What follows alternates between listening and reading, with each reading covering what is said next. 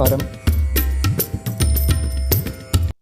രാമായണ മാസക്കാലം കഴിഞ്ഞു. എല്ലാവരും രാമായണം വായിച്ചു കഴിഞ്ഞു എന്ന് വിചാരിക്കുന്നു. ഒരു ചോദ്യം ആയിട്ടാണ് ഞാനിപ്പോൾ വന്നിരിക്കുന്നത്. രാമായണത്തിൽ ദശരഥന് എത്ര പത്നിമാരുണ്ടായിരുന്നു എന്നാണ് ചോദ്യം. ആളുകൾ വിചാരിക്കും, ഇത്ര എളുപ്പമുള്ളൊരു ചോദ്യം എന്താ ഇങ്ങനെ ചോദിക്കാൻ കാരണം നമ്മുടെ രാമായണ പ്രശ്നോത്തരികളിൽ നമ്മുടെ ക്വിസ് മാസ്റ്റർമാർ ഒരു സംശയവുമില്ലാതെ കുട്ടികളോട് അല്ലെങ്കിൽ പങ്കെടുക്കുന്നവരോട് ഈ ചോദ്യം ചോദിക്കാറുണ്ട്. വളരെ ലളിതമായ ചോദ്യമായിട്ടാണ് ഇത് അവതരിപ്പിക്കാറുള്ളത്. അപ്പോൾ ഉത്തരം പറയുന്ന ആളുകൾ യാതൊരു സംശയവും ഇല്ലാതെ പറയും ദശരഥന് 3 പത്നിമാർ ആയിരുന്നു എന്ന്. ഇത് ശരിയാണോ എന്നാണ് എൻ്റെ ചോദ്യം.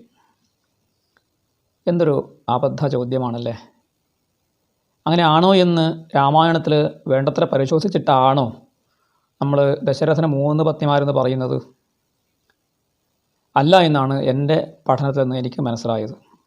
രാമായണത്തിൻ്റെ കഥയെ നമ്മൾ പൂർണ്ണമായിട്ട് മനസ്സിലാക്കേണ്ടത് വാൽമീകി രാമായണം വായിച്ചിട്ടാണ്.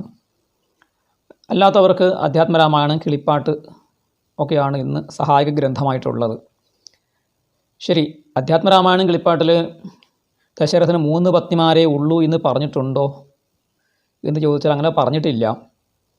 അവിടെ പറഞ്ഞിരിക്കുന്നത് ദശരഥൻ തൻ്റെ പത്നിയായ കൗസല്യയോടും അതുപോലെ ഭർത്തൃ ശുശ്രൂഷയിൽ കൗശലമേറിയ കൈകേയും സുമിത്രയെയും മന്ത്രിമാരെയും ചേർത്തുകൊണ്ട് പുത്രലാഭത്തെക്കുറിച്ച് ആലോചന ചെയ്തു എന്നേ പറഞ്ഞിട്ടുള്ളൂ. പിന്നെ പുത്രിയമായ പായസം, പുത്രകാമേഷ്ടിയുടെ പ്രസാദമായ പായസം 3 പേർക്ക് വീതിച്ചു കൊടുത്തു എന്ന് പറഞ്ഞിട്ടുണ്ട് എന്നല്ലാതെ 3-ലധികം ഭാര്യമാരില്ല എന്ന് എഴുത്തച്ഛൻ്റെ കിളിപ്പാട്ടിൽ പറഞ്ഞിട്ടില്ല. അതുപോലെ എഴുത്തച്ഛൻ്റെ കിളിപ്പാട്ട് ഏതൊരു സംസ്കൃത മൂലഗ്രന്ഥത്തിൽ നിന്നാണോ തർജ്ജമ ചെയ്ത് ഭാഷാവൃത്തത്തിൽ തർജ്ജമ ചെയ്തത്, ആ അധ്യാത്മരാമായണ മൂലഗ്രന്ഥത്തിലും 3 അല്ല 3-ലധികം പത്നിമാരുണ്ട് എന്ന സൂചനയുണ്ട്. അത് അയോധ്യാകാന്ഡം 7-ാം സർഗത്തിൽ ദശരഥ മഹാരാജാവ് സ്വർഗവാസം ചെയ്തു മരിച്ചു. അപ്പോൾ ആ പത്നിമാർ കരയുന്ന രംഗത്ത് കവി അവിടെ പറയുകയാണ്, അധ്യാത്മരാമായണം മൂലം, കൗസല്യാച സുമിത്രാച തഥാന്യാരാജയോഷിത ചുക്രുശുശ്ച വിലേപുശ്ച പുരസ്താടനപൂർവകം. കൗസല്യയും സുമിത്രയും മറ്റ് രാജപത്നിമാരും കരഞ്ഞു, പ്രലാപങ്ങൾ ചെയ്തു, നെഞ്ചത്തടിച്ചു എന്നാണ് പറയുന്നത്. അന്യാച രാജയോഷിത, സുമിത്രയും കൗസല്യയും കൂടാതെയുള്ള രാജപത്നിമാർ, രാജാവിൻ്റെ സ്ത്രീകൾ എന്നാണ് പറഞ്ഞിരിക്കുന്നത്. ശരി, അത് അധ്യാത്മരാമായണം മൂലഗ്രന്ഥത്തിൻ്റെ കാര്യമാണ്. ഇനി നമുക്ക് രാമകഥയുടെ മൂലഗ്രന്ഥമായിട്ടുള്ള വാൽമീകി വളരെ വ്യക്തമായിട്ട് പറഞ്ഞിരിക്കുന്നത് എന്താണ് എന്ന് നോക്കാം. വാൽമീകി വ്യക്തമായിട്ട് ദശരഥ മഹാരാജാവിൻ്റെ പത്നിമാരുടെ എണ്ണം പറഞ്ഞിട്ടുണ്ട്. വാൽമീകി രാമായണം വായിച്ചവരായ പണ്ഡിതന്മാരും ഇത് എന്തുകൊണ്ടോ ചൂണ്ടിക്കാണിച്ചതായിട്ട് കാണുന്നില്ല. അതുകൊണ്ടാണ് ഇങ്ങനൊരു വീഡിയോയിലൂടെ അത് ചൂണ്ടിക്കാണിക്കാൻ കാരണം. അവിടെ ദശരഥൻ്റെ ഈ ശ്രീരാമ ഭഗവാന് വനവാസം നിർദ്ദേശിക്കുകയും അദ്ദേഹം വനവാസത്തിന് പോകാൻ വേണ്ടി സീതയോടും ലക്ഷ്മണനോടും ഒപ്പം പോകാൻ തീരുമാനിച്ചു. അവസാനം യാത്ര പറയാൻ വേണ്ടി ദശരഥ മഹാരാജാവിൻ്റെ അടുത്തേക്ക് വരികയാണ്.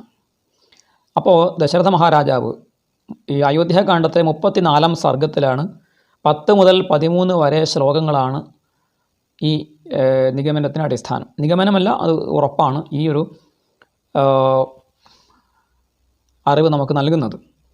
അവിടെ ദശരഥൻ തൻ്റെ സൂതനായ സുമന്ത്രനോട് പറയുന്നു, സുമന്ത്ര ആനയമേ ദാരാൻ യേ കേചിദിഹ മാമകാഹ ദാരൈഹി പരിവൃത സർവൈഹി ദ്രഷ്ടുമിച്ഛാമി രാഘവം. അല്ലയോ സുമന്ത്ര, ഇവിടെ ഈ ഗൃഹത്തിൽ ആരൊക്കെയാണോ എൻ്റെ പത്നിമാരായിട്ടുള്ളവരും എൻ്റെ സ്വന്തക്കാരുമായിട്ടുള്ള എൻ്റെ പത്നിമാർ, അവരെയൊക്കെ ഇങ്ങോട്ട് വിളിക്കുക.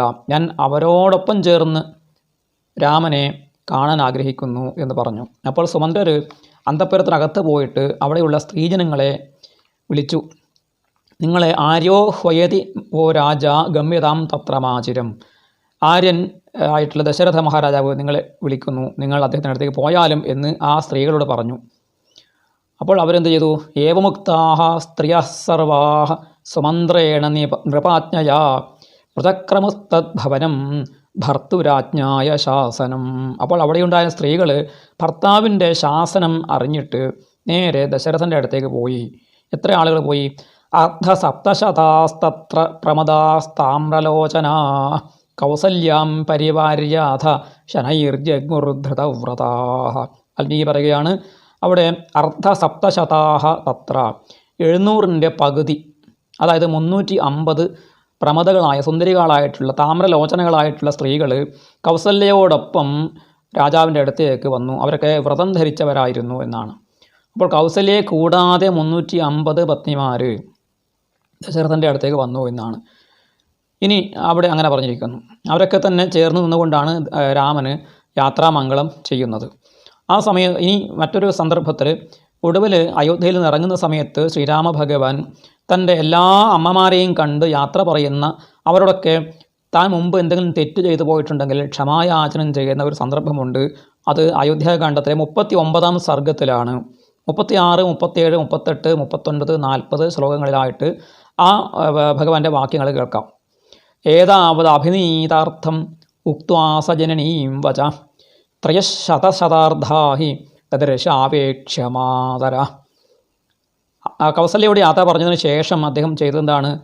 ത്രയശതശതാർദ്ധാഹി തദർശാപേക്ഷ്യമാതര. വേറെയും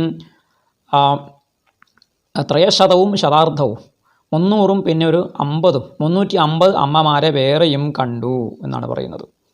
എന്നിട്ട് അവരൊക്കെ തന്നെ ഭഗവാന്റെ വിയോഗത്തിൽ കരഞ്ഞുകൊണ്ടിരിക്കുന്ന അമ്മമാരോട് അദ്ദേഹം കൃതാഞ്ജലിയായിട്ട് തൊഴുകയായിട്ട് പ്രാർത്ഥിച്ചു. സംവാസാത് പരുഷം കിഞ്ചിത് അജ്ഞാനാദവയത് തന്മേ സമുപജാനീത സർവാശ്ചാമന്ത്രയാമിവ.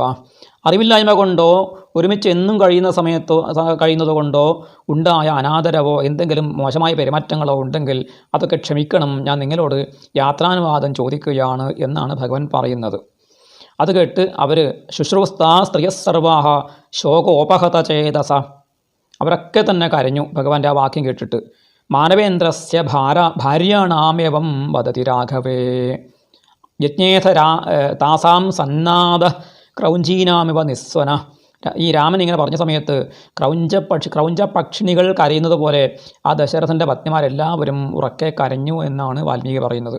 അപ്പോൾ അയോധ്യാകാണ്ഡത്ത് 2 ഇടങ്ങളിൽ കൗസല്യയെയും സുമിത്രയെയും കൈകേയിയെയും കൂടാതെ ദശരഥ മഹാരാജാവിന് 350 പത്നിമാർ വേറെ ഉണ്ടായിരുന്നു എന്ന് പറയുന്നു. പക്ഷേ അവർക്കൊന്നും ഈ പുത്രകാമേഷ്ടി യാഗത്തിൻ്റെ യജ്ഞ പ്രസാദമായിട്ടുള്ള പായസം കൊടുത്തിട്ടില്ല. 3 പേർക്കേ കൊടുത്തിട്ടുള്ളൂ. അവർ ദശരഥ മഹാരാജാവിന് കൂടുതൽ പ്രിയപ്പെട്ടവരായിരുന്നു. അത് എന്താണ് കീർത്തി മുതലായ ഗുണങ്ങളുള്ള എന്ന് പ്രത്യേകം വാൽമീകി ഒരിടത്ത് പറയുന്നുണ്ട്. ഏതായാലും 3 ഭാര്യമാരല്ല 350 ഭാര്യമാർ വേറെയും ഉണ്ടായിരുന്നു എന്ന കാര്യം നമ്മൾ രാമായണത്തിൽ നിന്ന് തന്നെ നമ്മൾ മനസ്സിലാക്കിയെടുക്കേണ്ടതുണ്ട്. ഇനി ഈ ക്വിസ് മാസ്റ്റർമാരും മറ്റ് അധ്യാപകരും നമ്മുടെ മറ്റ് പണ്ഡിതശ്രേഷ്ഠന്മാരും ഈ തെറ്റ് ഒന്ന് തിരുത്തിയിട്ട് പറഞ്ഞു കൊടുക്കുന്നത് നന്നായിരിക്കും എന്ന് മാത്രമാണ് ഇപ്പോൾ അഭ്യർത്ഥിക്കാനുള്ളത്. നമസ്കാരം.